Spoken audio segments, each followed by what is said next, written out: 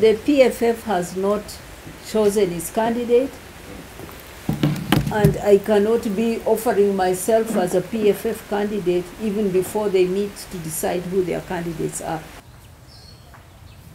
If it was just about him personally, it would be bad enough.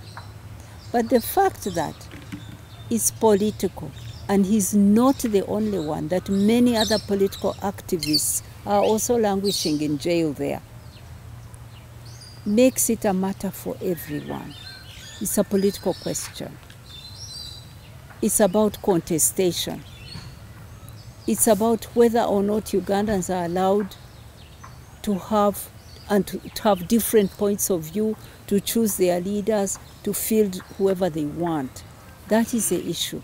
That is why Dr. Besigye is there. I am angry because, as my family member, he's being persecuted. He's being denied bail. I'm demanding for bail for him. Our lawyers are. We want the matter of his bail to be heard, and heard soon, and he needs to be back home in healthy conditions, in human conditions, as he answers that case that is framed against him. Let me also say that on the political side, without being partisan, I am not talking for the opposition, I'm not talking for the government, I'm just speaking as a Ugandan. We need a predictable, transparent, democratic process to change leadership. We have a leader who is a historic figure. He's been there for 40 years. He did great things. He turned this country around when we were having horrible elections.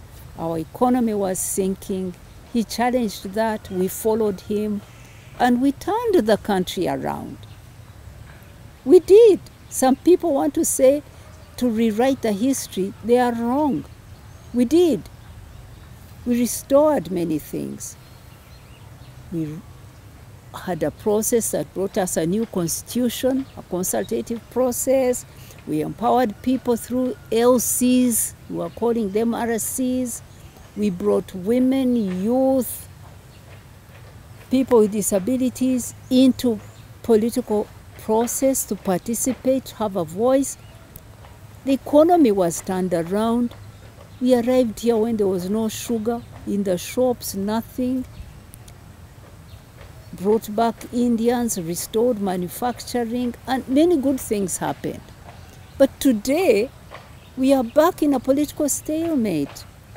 And my plea to President Museveni is that he rises again. He's an old man.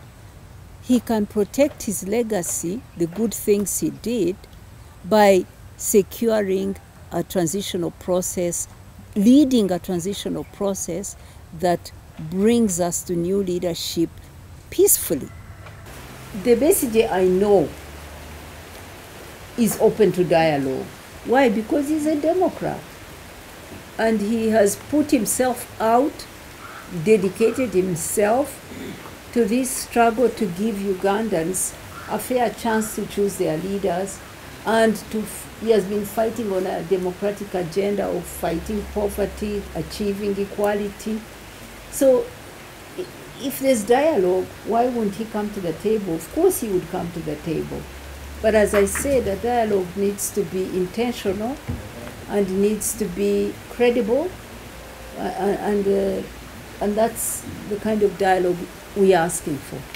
Well, maybe lastly from me is, to what extent has this incarceration broken his spirit? Because I know you've interfaced with him more closely than any of us. We know that this, we look at the new this guy. Has he changed? Is he willing?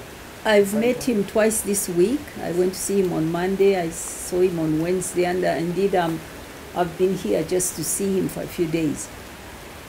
Besigye will not break.